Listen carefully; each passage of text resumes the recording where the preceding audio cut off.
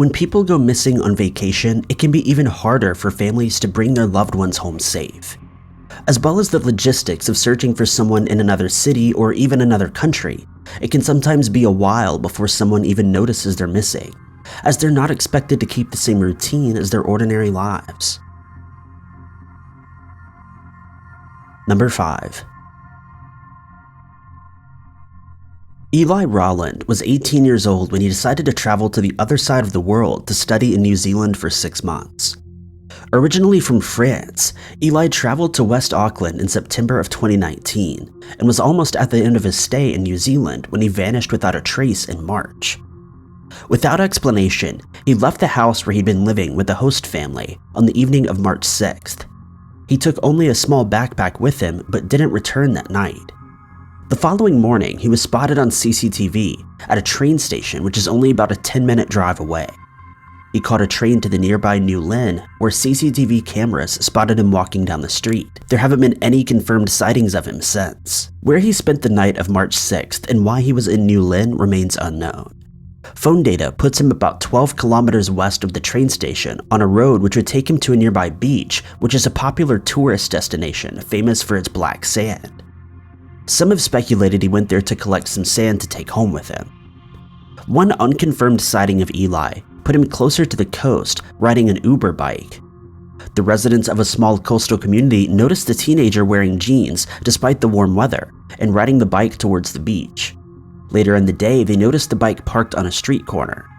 The next day, a full day after Eli was last seen on CCTV, the bike was gone, suggesting Eli had come back for it.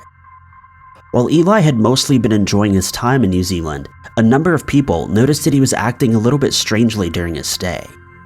The manager at the bar where he worked tried to contact his next of kin as they were worried about his mental state, but the phone numbers he'd given to them led to dead ends. Despite this, nobody who spoke to Eli believed he was suicidal at the time, and he appeared excited to meet up with his friends when he returned home. Eli's parents worried that he may have run into someone dangerous, as there have been a number of disappearances in the area. A t-shirt at one point thought to belong to Eli was discovered, redirecting search efforts to the area. This turned out to belong to a local man, though. Neither Eli nor his belongings have ever been discovered. Number 4. On August 11, 1992, Pamela June Rey took her 2 children on an impromptu trip to Florida to give them one last vacation before they went back for the school year. She drove through the night from Atlanta to Panama City, arriving at a motel at around 3:30 a.m. The trip had been very last minute.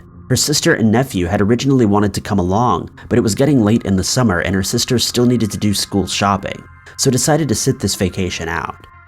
Pamela's husband and the father of her children also had to work, so it was just Pamela and her sons when they arrived at the motel. There weren't any rooms available at the time, and after searching the nearby area for someone with vacancy, Pamela decided to park outside the motel's office and wait until a room became available. A police officer working a second job as a security guard noticed Pamela stood by her car at around 5:30 a.m. She'd left her sons asleep on the back seat and locked the door to make sure her children were safe. The guard noticed her talking to a man. He was a tall white man who'd been hanging around the area for some while. Not too much earlier, he'd been seen urinating in public, and this wasn't someone working at the motel who had come to arrange a room. After speaking for a short while, the man left and Pamela followed him. Not long after, another witness saw Pamela head towards the pool area followed by the man. There was nobody in the pool area that early in the morning, but not long after Pamela arrived, the people in the nearby rooms reported hearing someone scream. Nobody came to investigate, and it wasn't until hours later that anybody realized Pamela was missing. Pamela's family traveled to the area as soon as she was reported missing and began to search for their loved one, but there was no sign of her. She left all of her belongings in the car, and her family was certain she hadn't intentionally disappeared. Years later, long after the case went cold, a man named Mark Reby confessed to killing her and a number of other women. He allegedly knew details nobody but the killer could have known and claimed to have dumped her body in the ocean. However, not long after this, he recanted his confession and there was no evidence to link him to the crime. Pamela's family still believe he knew more than he ever said, and his own children believe their father took her life. In 2019, land that the man used to own was dug up in search of Pamela and other women that he claimed to have killed, but it doesn't appear to have been successful. At the moment, what really happened to her still remains a mystery. Number 3. Allison McKenzie's trip to Belize in December of 2019 was supposed to be a short break with her boyfriend to help clear her head after the deaths of her father and stepfather. They planned to return to Arizona in May. They were also looking at buying a vacation home in the South American country, and they were on a tour of the island's coast when she vanished on January 18th. Allison and her boyfriend Paige joined 12 other people on a 3-day island tour operated by Ragamuffin Tours. After a day of visiting several beautiful remote islands, the group and their 3 tour guides set up camp nearby with equipment supplied by the company. What exactly happened the night that Allison disappeared remains unclear. Authorities claim she was acting erratically and had been drinking. This seems unlikely to Allison's family, who say she rarely ever drank, and other people on the tour claim to have not noticed her acting drunk. It seems the group settled down for the night at around 10 p.m. Allison and Paige were sharing a tent, and according to the police, Allison was last seen walking along the beach at this time. However, another member of the tour group told Allison's family that she was spotted at around 2:30 a.m. Allison had also been seen walking along the beach after everyone else had gone to bed. The captain of the tour group noticed her and told Allison it wasn't safe to be out alone so late and walked her back to her tent. Paige woke up at 6 a.m. and realized Allison wasn't in the tent with him. He immediately contacted the captain, and the search of the island was organized. The island is less than an acre in size, so it didn't take very long, and there was no sign of Allison or foul play. Since then, Belize and U.S. authorities have investigated the case. Paige was never considered a suspect in his girlfriend's disappearance, and her family don't believe he had anything to do with it. The FBI concluded Allison was likely drunk and that she had ignored the captain and continued to walk further into the ocean until she was swept away. Her family believed this is unlikely, as she was always scared of swimming in the sea, and no remains have ever been found. Number 2. The island of Aruba became infamous when Natalie Holloway went missing in 2005, but sadly she isn't the only tourist to have disappeared in the Caribbean islands. 35-year-old Robin Gardner disappeared in August of 2011 while visiting the island with the man she met online. According to her companion, Gary Giordano, she was swept out to sea while snorkeling, a claim many people struggle to believe. Robin was going through a number of changes in her life when she agreed to go on the trip with Giordano. She was in a relationship with another man, Richard Forrester, and they'd recently decided to move in together.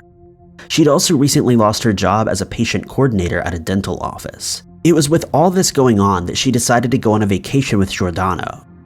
Robin had met the man on a dating website called Adult Friend Finder more than a year before she went missing. He was 50 years old and a wealthy businessman. It's not clear if they'd actually been dating, but Giordano kept in contact with Robin, often inviting her on trips and on cruises. Robin always refused, which prompted aggressive responses from Giordano, but for some reason, she agreed to go on the trip to Aruba.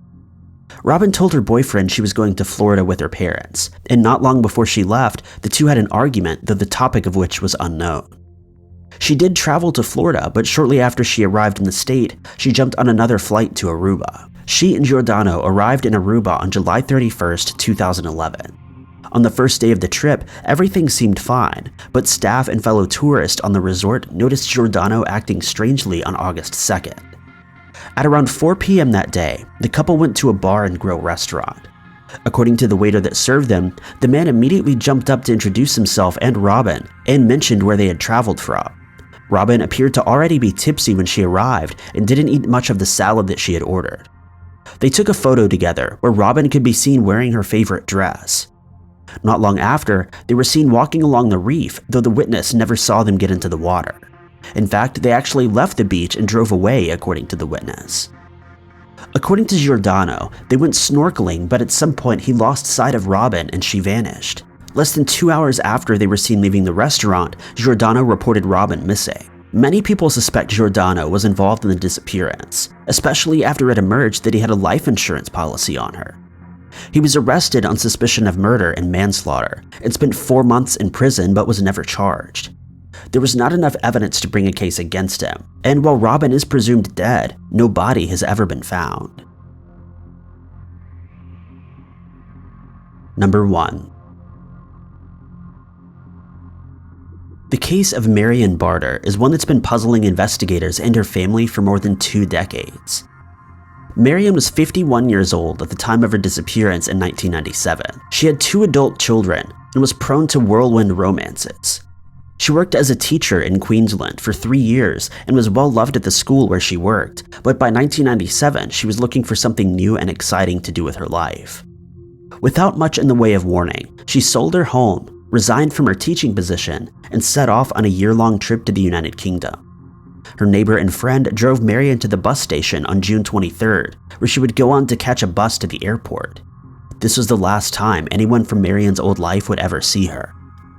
Miriam had told her family she planned on going on a year-long trip to Europe, primarily staying in England, but also traveling across the continent. She hoped to one day get a teaching job in England.